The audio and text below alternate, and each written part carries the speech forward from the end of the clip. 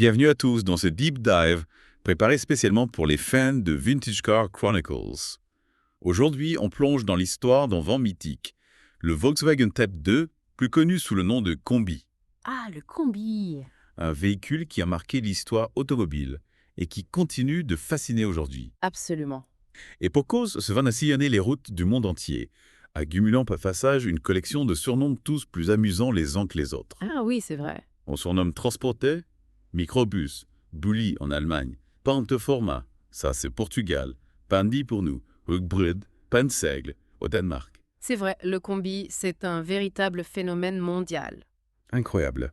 Et sa popularité est d'autant plus fascinante qu'elle s'est construite sur une histoire assez inattendue. Ah, bon. Figurez-vous que tout a commencé avec un simple croquis. Ah oui, l'histoire de ce fameux croquis de Ben Pan, l'importateur Volkswagen aux Pays-Bas. On m'a toujours dit que c'était exposé au Rijksmuseum, c'est vrai. Tout à fait donc. En 1947, Ben Pon visite l'usine Volkswagen à Wolfsburg et tombe sur un engin un peu bizarre. D'accord. Un châssis de coccinelle transformé en plateforme de transport de pièces. Ah oui, je vois le genre. Et là, l'idée d'un véhicule utilitaire plus abouti, plus pratique, germe dans son esprit. Il la griffonne sur son carnet. Et c'est ce croquis. Exactement. Ce croquis, exposé aujourd'hui au Rijksmuseum d'Amsterdam, Ah ouais. marque le point de départ de l'aventure du combi. C'est incroyable de se dire qu'une simple idée griffonnée sur un carnet a donné naissance à un véhicule aussi emblématique. Mais comment ce croquis s'est-il transformé en réalité? Les premiers prototypes étaient-ils fidèles à cette vision? Pas exactement. Les premiers prototypes, basés sur le châssis de la coccinelle, s'avèrent trop fragiles Ah oui? pour supporter des charges lourdes. Bien sûr. Il a fallu revoir la conception de A à Z, et c'est là que l'ingéniosité des ingénieurs Volkswagen entre en jeu. Ils conçoivent une structure plus robuste, avec un châssis échelle et une carrosserie autoportante. Impressionnant. Mais ce n'est pas tout. Il s'attaque ensuite à un défi majeur, l'aérodynamisme. L'aérodynamisme pour un Vampi, c'est plutôt surprenant comme préoccupation. On ne parle pas d'une voiture de course. Et pourtant, c'était crucial. Les premiers prototypes avaient un coefficient de traînée catastrophique. Imaginez, 0,75. Ah oui, quand même. Et c'est là qu'ils ont eu l'idée de génie d'utiliser la soufflerie de l'Université technique de Braunschweig. C'est pas bête. En modifiant la forme du pare-brise et du toit pour créer une forme en V, ils ont réussi à abaisser le coefficient de traînée à 0,44. 0,4044. Mais c'est vraiment impressionnant. Surtout qu'à l'époque, même la coccinelle, réputée pour son aérodynamisme, avait un coefficient plus élevé. On voit que Volkswagen n'a rien laissé au hasard pour faire de ce van un succès. Et le combi, c'est aussi l'histoire d'une incroyable évolution à travers les générations. Tout à fait. On peut distinguer 6 générations principales du combi, chacune avec ses propres caractéristiques et innovations. Prenons la première génération, le fameux T1. Le tien, surnommé Split ou Splitty, à cause de son pare-brise en deux parties. Ah oui, d'accord.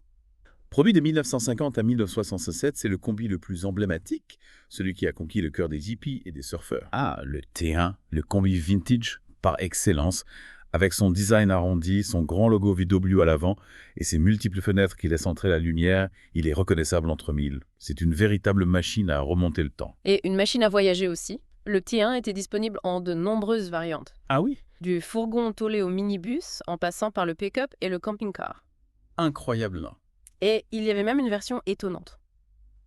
Le Sambabus, avec 23 fenêtres et un toit ouvrant en toile.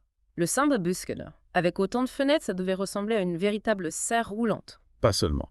Le Sambabus était en fait conçu pour les excursions en montagne, Ah oui, notamment dans les Alpes. d'accord. Imaginez parcourir les routes sinueuses des Alpes, cheveux au vent dans un Sambabus, le soleil inondant l'habitacle à travers toutes ses fenêtres. Waouh, ça devait être une expérience incroyable. C'est vraiment fascinant de découvrir toutes ces facettes méconnues du combi. Et après le P1, qu'est-ce qui a suivi? En 1967, Volkswagen lance la deuxième génération, le T2, surnommé B-Window à cause de son large pare-brise panoramique. Ah oui, le B-Windows, je connais. Plus grand et plus lourd que son prédécesseur, le T2 perd le pare-brise en deux parties, mais gagne en modernité avec des suspensions améliorées et un moteur plus puissant. Le T2, c'est un peu le passage à l'âge adulte pour le combi, tout en conservant son charme et son esprit pratique. Et la troisième génération, le T3. Est-ce qu'il a suivi la même lignée? Le T3, commercialisé à partir de 1969, est encore plus spacieux et confortable. Il adopte un design plus anguleux, perdant un peu de son côté vintage, Oui. mais gagnant en modernité. C'est aussi la dernière génération à être équipée d'un moteur refroidi par air, avant le passage au refroidissement liquide avec le T4.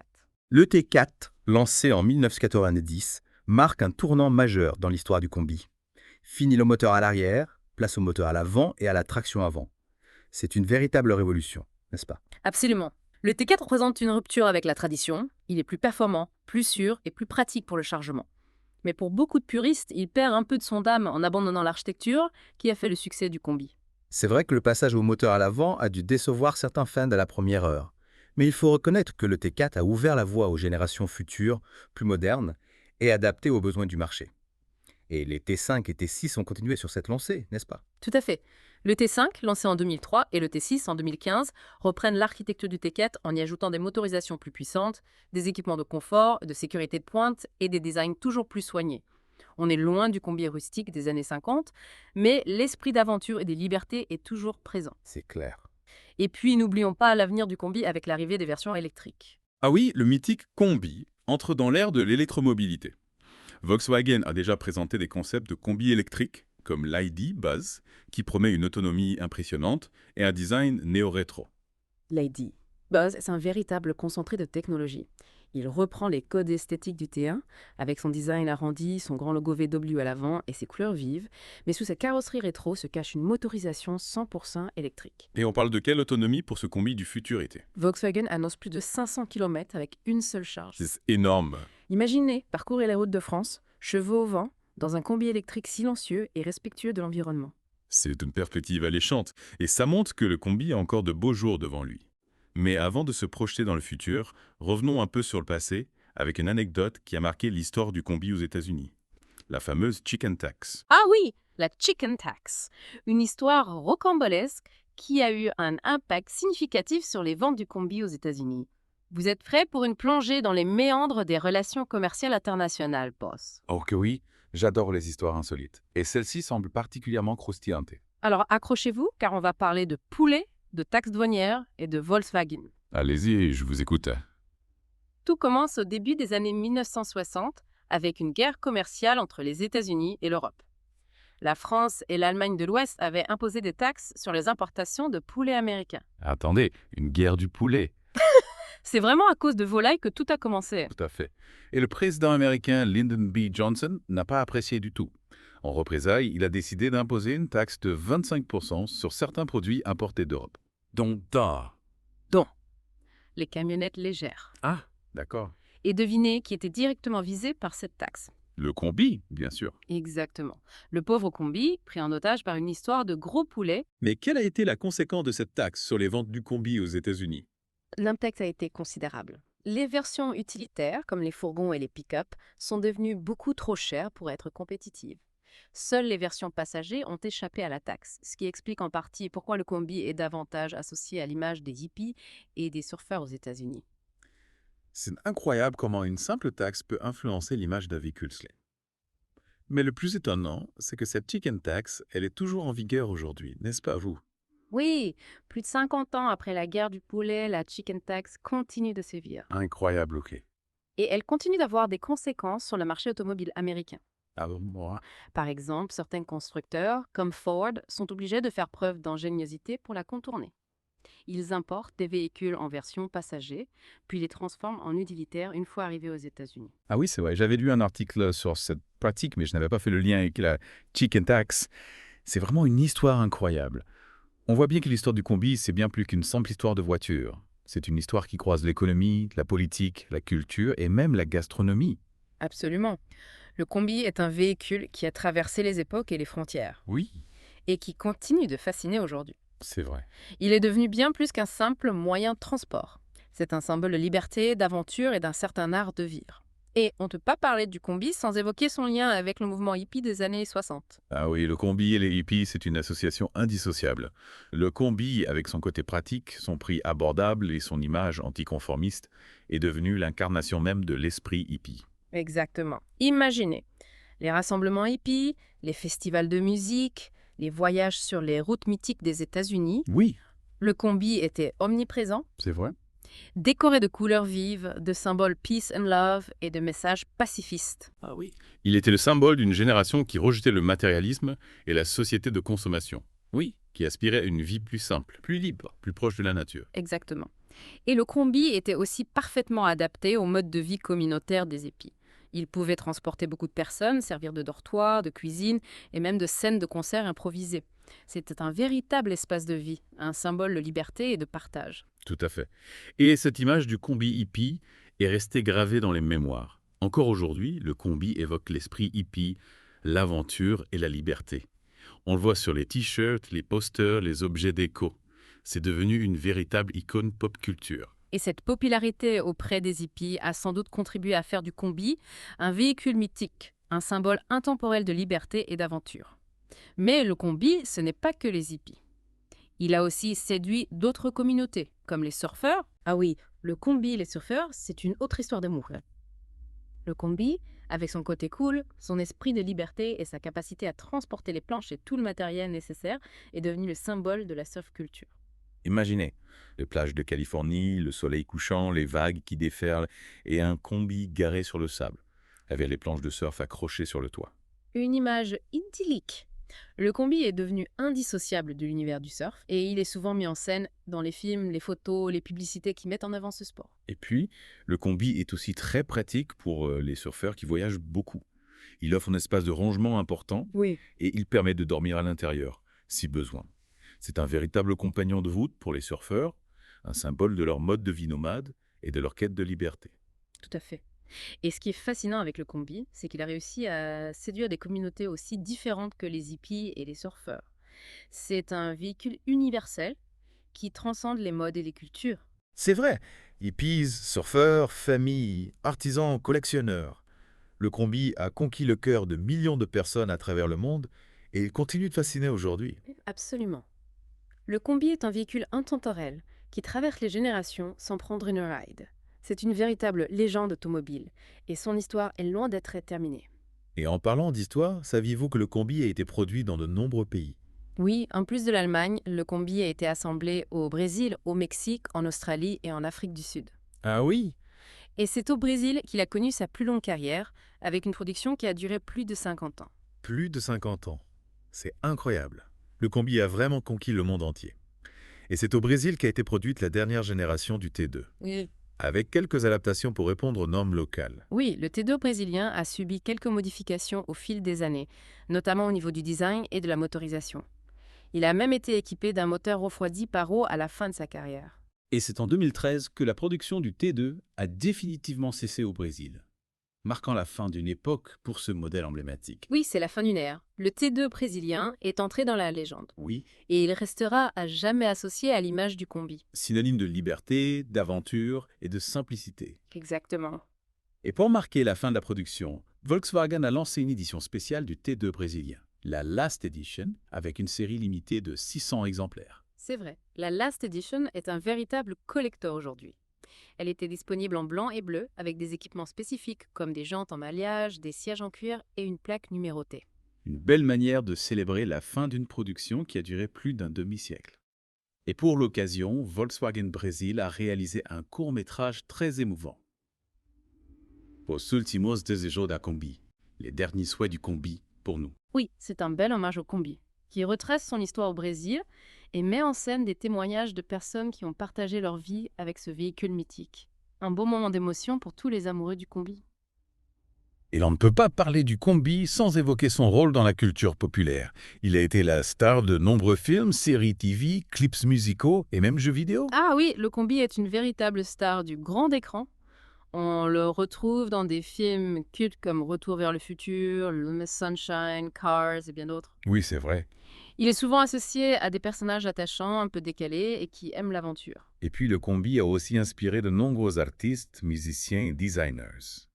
Il est devenu un symbole de créativité, d'originalité et d'un certain art de vivre. Tout à fait. Le combi est un véhicule qui inspire et qui fait rêver. Il représente un idéal de liberté, de simplicité et de partage. Et c'est sans doute pour cela qu'il continue de fasciner autant de personnes aujourd'hui. Et c'est justement ce qui rend l'histoire du combi si passionnante. C'est une histoire qui va bien au-delà de l'automobile. Absolument. C'est une histoire qui parle de l'humain, de ses rêves, de ses aspirations et de son envie de liberté. C'est une histoire qui traverse les générations, les cultures et les frontières. Absolument. Le combi est bien plus qu'un simple véhicule. C'est une icône, un symbole, une légende qui continue de nous faire rêver et de nous inspirer. On a vraiment l'impression que le combi a une âme, une personnalité propre. C'est comme s'il était un personnage à part entière, avec ses forces, ses faiblesses et son propre destin. C'est une très belle image. Ah, c'est vrai que le combi a une histoire tellement riche et mouvementée qu'on a parfois l'impression qu'il a vécu une vie humaine, avec ses joies, ses peines, ses succès et ses échecs. C'est fascinant de voir comment un objet inanimé peut susciter autant d'émotions, de souvenirs et de passions. Le combi a vraiment un pouvoir unique qui dépasse les frontières de l'automobile. Et ce pouvoir, c'est sans doute lié à l'idée de liberté, d'aventure et de simplicité qu'il représente. Le combi évoque une époque où les voyages étaient plus lents, plus authentiques, plus proches de la nature. C'est une image qui continue de nous séduire et de nous faire rêver aujourd'hui. Et c'est justement ce rêve, cette aspiration à une vie plus simple et plus libre, qui explique le succès du combi auprès des hippies dans les années 60. Mais en plus des hippies, il y a aussi une autre communauté qui a adopté le combi comme symbole. Les surfeurs. Ah oui, le combi et les surfeurs, c'est une véritable histoire d'amour. Le combi, avec son côté cool, son esprit liberté et sa capacité à transporter les planches et tout le matériel nécessaire, est devenu l'emblème de la surf culture. Imaginez, les plages de Californie, le soleil couchant, les vents qui déferlent, et un combi garé sur le sable, avec les planches de surf accrochées sur le toit. C'est l'image même de la liberté et de l'aventure. Exactement. Le combi est devenu indissociable de l'univers du surf. Et il est souvent mis en scène dans les films, les photos et les publicités qui mettent en avant ce sport. Et puis, le combi est aussi très pratique pour les surfeurs qui voyagent beaucoup. Il offre un espace de rangement important et il permet de dormir à l'intérieur si besoin. Tout à fait. Le combi est un véritable compagnon de route pour les surfeurs et il symbolise leur mode de vie nomade et leur quête de liberté. On a vraiment l'impression que le combi a réussi à conquérir tous les cœurs. Hippies, surfeurs, familles, artisans, collectionneurs, il y en a pour tous les goûts et toutes les envies. C'est vrai. Le combi est un véhicule universel qui a su traverser les époques et les cultures et qui continue de fasciner aujourd'hui. Il est devenu bien plus qu'un simple moyen de transport. C'est un symbole de liberté, d'aventure et d'un certain art de vivre. Et c'est justement ce qui rend l'histoire du combi si passionnante. C'est une histoire qui va bien au-delà de l'automobile. C'est une histoire qui parle de l'humain, de ses rêves, de ses aspirations et de son envie de liberté. C'est une histoire qui traverse les générations, les cultures et les frontières. Absolument. Le combi est bien plus qu'un simple véhicule. C'est une icône, un symbole, une légende qui continue de nous faire rêver et de nous inspirer. Et cette légende s'est construite aussi grâce à la multitude de surnoms que le combi a reçus à travers le monde. En France, on l'appelle souvent combi, mais aussi minibus ou transporté. Exactement. En Allemagne, son pays d'origine, il est surnommé Bulli, une contraction de bus, et Lieferwagen, qui signifie fourgon de livraison. Ah oui. Et puis, il y a des surnoms plus imagés comme pan de format au Portugal, qui signifie pain de mie en français, à cause de sa forme rectangulaire. Ah oui, j'adore celui-là. C'est C'est vrai qu'il ressemble un peu à une miche de pain sur roue. Et au Danemark, il est appelé rugbrød, qui signifie pain de seigle. On dirait que le combi inspire les boulangers. C'est amusant, n'est-ce pas? Et au Brésil, où il a été produit pendant plus de 50 ans, il est simplement appelé combi. Mais saviez-vous qu'il existe même un surnom un peu moins flatteur pour le combi? Ah bon, racontez-moi ça. Dans certains pays d'Afrique, le combi est surnommé coffin, qui signifie cercueil en anglais. Coffin. Ce n'est pas très joyeux comme surnom. Pourquoi l'appelle-t-on comme ça? Apparemment, ce surnom est lié au fait que les combis sont souvent utilisés comme corbillards dans ces pays. Ah oui, je comprends mieux. C'est un peu triste, mais ça montre aussi que le combi est un véhicule qui accompagne les gens tout au long de leur vie, jusqu'au bout du voyage. C'est vrai? Et ça témoigne de sa robustesse et de sa fiabilité. Non, c'est une belle manière de voir les choses. Le combi, c'est bien plus qu'un simple moyen de transport. C'est un compagnon de route, un symbole de liberté, d'aventure et de partage. Et justement, en parlant de partage, le combi a aussi inspiré d'autres modèles. N'est-ce pas? Tout à fait. Sa conception unique, avec son moteur à l'arrière et son espace intérieur spacieux, a influencé de nombreux constructeurs automobiles. Par exemple, le Chevrolet Corvair Greenbrier, produit aux États-Unis dans les années 60, s'inspirait fortement du combi. Ah oui, le Greenbrier, c'était un peu le cousin américain du combi, avec son look aussi rétro. Il y a eu d'autres exemples. Bien sûr. Le Fiat 238 Produit en Italie dans les années 70, reprenait également l'architecture du combi avec un moteur arrière et un espace intérieur modulable. Et plus récemment, on peut citer le Nissan NV200, commercialisé depuis 2009, qui s'inspire également du combi avec son design compact et fonctionnel et son espace intérieur généreux. C'est vraiment fascinant de voir comment le combi a influencé l'industrie automobile à travers le monde. Et en plus de son design, qu'est-ce qui explique son succès si durable, selon vous? Je pense que le succès du combi réside dans sa simplicité, sa polyvalence et son côté attachant. Oui. C'est un véhicule qui s'adapte à tous les besoins, à toutes les envies. On peut le transformer en camping-car, en atelier mobile, en food truck. Ah oui? Les possibilités sont infinies. C'est vrai, c'est vrai. Et puis, il y a aussi son côté esthétique indéniable. Le combi, avec son design arrondi, ses couleurs vives, ses chromes brillants, il a un look vintage, irrésistible. Exactement. Le combi est un véhicule qui attire le regard, qui suscite la sympathie et qui nous donne envie de sourire. On ne peut pas rester indifférent face à un combi. C'est vrai. Il dégage une énergie positive, une joie de vivre communicative et une certaine nostalgie d'une époque plus insouciante. Et puis, il y a aussi la dimension créative du combi. Ah oui, le combi est un véritable terrain de jeu pour les artistes, les designers et les bricoleurs. Oui, on voit des combis customisés de toutes les manières possibles et imaginables. Oui, c'est incroyable. Des peintures originales, des motifs psychédéliques, des fresques, des graffitis. Chaque combi est unique, personnalisé et reflète la personnalité de son propriétaire. Exactement. Le combi est un véhicule qui inspire la créativité et qui permet de s'exprimer librement. C'est vrai. On voit des combis transformés en véritables œuvres d'art roulantes. Et puis, il y a aussi les aménagements intérieurs qui sont souvent très ingénieux et originaux. Ah oui, les aménagements intérieurs, c'est tout un art.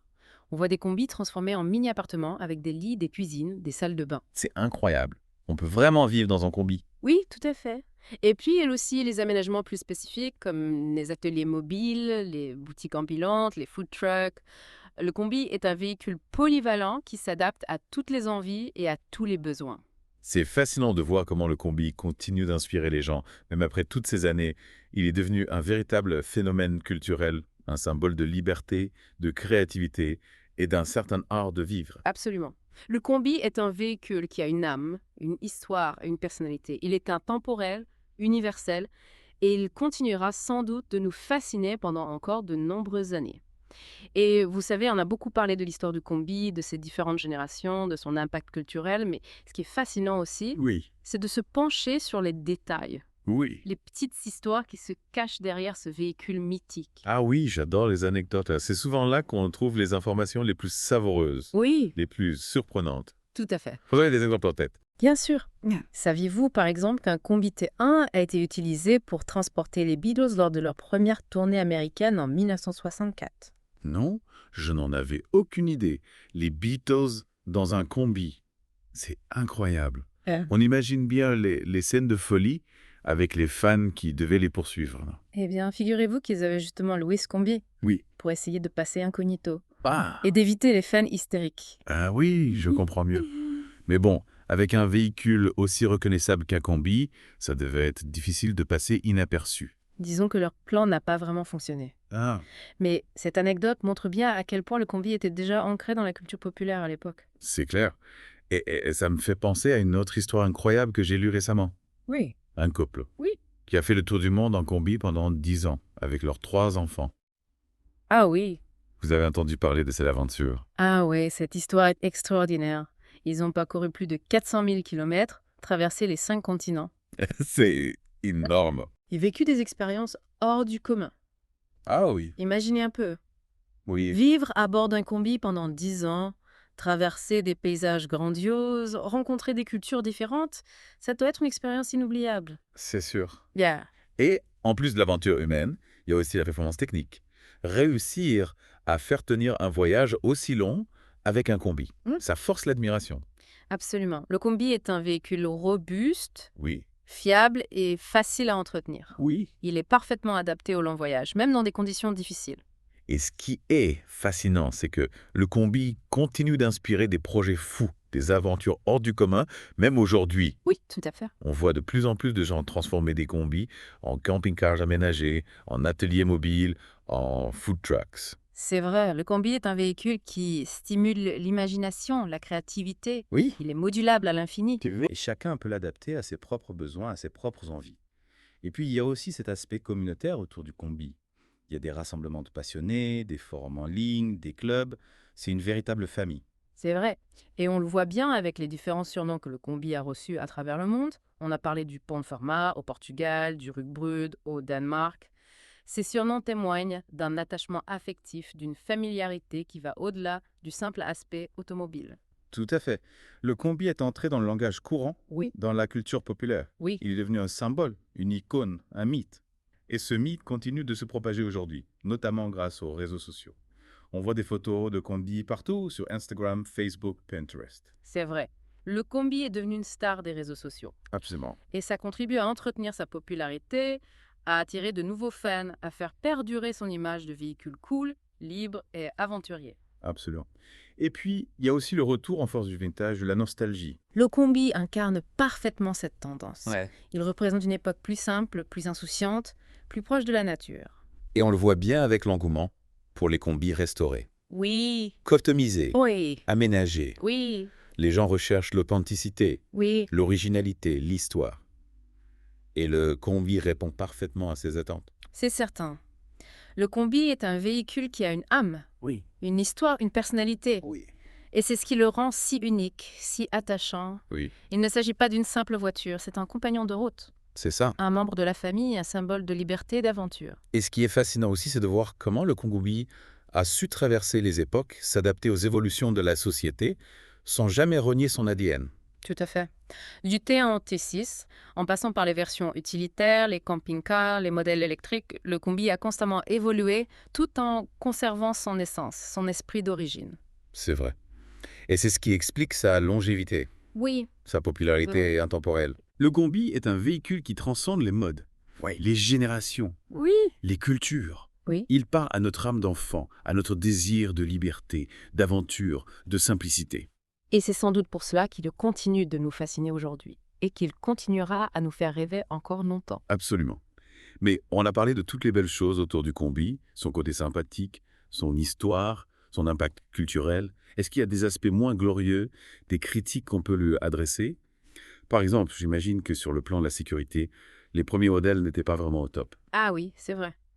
Les premiers combis, notamment les T1, n'étaient pas réputés pour leur sécurité. Non. Ils n'avaient pas de ceinture de sécurité. Ah oui. Les freins n'étaient pas très performants Oui. et la structure de la carrosserie n'était pas très résistante au choc. Oui, c'est ce que j'imaginais. C'était une autre époque où les normes de sécurité n'étaient pas les mêmes qu'aujourd'hui.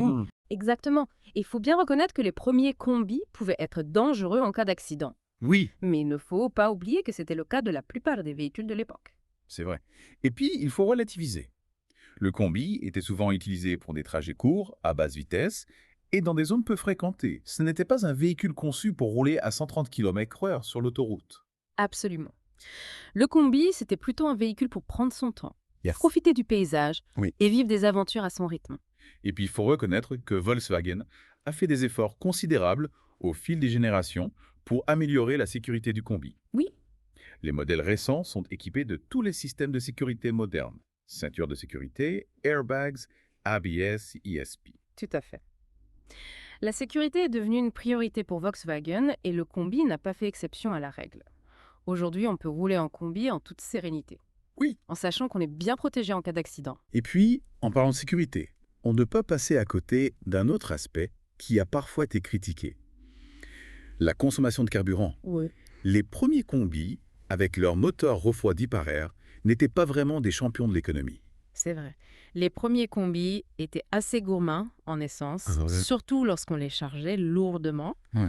Mais, encore une fois, il faut relativiser. Oui. Le prix de l'essence était beaucoup plus bas à l'époque. Oui. Et les gens ne parcouraient pas autant de kilomètres qu'aujourd'hui. Oui, c'est vrai. Et puis, il faut reconnaître que la consommation de carburant n'était pas vraiment la préoccupation principale des hippies et des surfeurs qui ont adopté le combi. C'était plutôt l'esprit de liberté, d'aventure et de simplicité qui les attirait. Absolument. Le combi, c'était avant tout un symbole, un mode de vie, une façon d'être au monde. Oui. Et la consommation des carburants passait au second plan. Et puis, encore une fois, Volkswagen a fait des progrès considérables au fil des générations pour réduire la consommation du combi. Les modèles récents, notamment les versions diesel et électriques, sont beaucoup plus économes. Tout à fait. Aujourd'hui, on peut rouler en combi sans se ruiner en carburant. ce qui est un avantage non négligeable. Ouais. Et puis, il y a aussi l'aspect écologique. Oui. Les combis électriques, comme l'idée, Buzz, sont une alternative propre et durable aux véhicules thermiques. C'est clair. Et ça montre que le combi est capable de s'adapter aux enjeux du XIe siècle tout en conservant son esprit d'origine. Mais on a parlé des critiques, des points faibles du combi. Qu'est-ce qui fait sa force, selon vous? Pourquoi ce véhicule continue-t-il de fasciner autant de personnes aujourd'hui? Je pense que la force du combi, c'est son authenticité. Oui. C'est un véhicule simple, Oui. fonctionnel et sans artifice. Il n'essaie pas d'en faire trop. Il est ce qu'il est. Oui. En vente pratique, Merci. convivial. Et qui nous invite à l'aventure. Ouais, c'est vrai. Le combi a un côté attachant, familier, Oui. qui nous renvoie à notre enfance, à nos souvenirs de vacances, à nos rêves de liberté. Exactement. Le combi, c'est un peu comme une Madeleine de Proust roulante. Oui. Il évoque des souvenirs, des émotions, des sensations. Et c'est ce qui le rend si spécial, si unique. Et puis, il y a aussi cet aspect communautaire autour du combi. Oui. C'est un véhicule qui rassemble les gens, qui crée des liens, qui suscite des passions. Tout à fait. Les propriétaires de combi forment une véritable communauté à travers le monde entier. Oui. Ils se retrouvent lors de rassemblements et ils partagent leurs expériences, ils s'entraident. C'est une belle image de solidarité et de convivialité. C'est clair.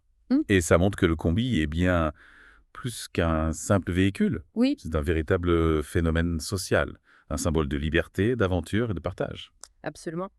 Le combi, c'est une philosophie de vie, une façon d'être au monde. Oui. C'est un appel à la simplicité, à l'authenticité, au respect de la nature. Et c'est un message qui résonne encore plus fort aujourd'hui, dans un monde de plus en plus complexe et stressant. C'est vrai. Le combi, c'est un peu comme un antidote à la vie moderne. Il nous invite à ralentir, à prendre le temps de vivre, à profiter des choses simples. Et ce qui est formidable avec le combi, c'est que malgré sa simplicité apparente, il recèle une multitude de détails fascinants. Ah oui, c'est vrai. Par exemple, vous m'aviez parlé des efforts des ingénieurs pour améliorer l'aérodynamisme du T1. Ils ont réussi à obtenir un coefficient de traînée inférieur à celui de la coccinelle. Comment ont-ils fait exactement ça? Eh bien, c'est une histoire d'observation et d'ingéniosité.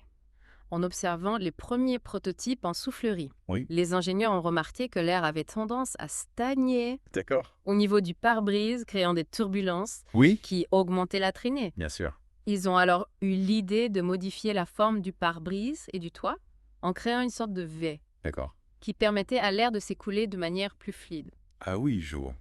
Et c'est ce détail, en apparence anodin, qui a permis d'améliorer considérablement l'aérodynamisme du T1. C'est incroyable. On voit que chaque détail a été pensé, optimisé, Oui. pour faire de ce van un véhicule performant et agréable à conduire.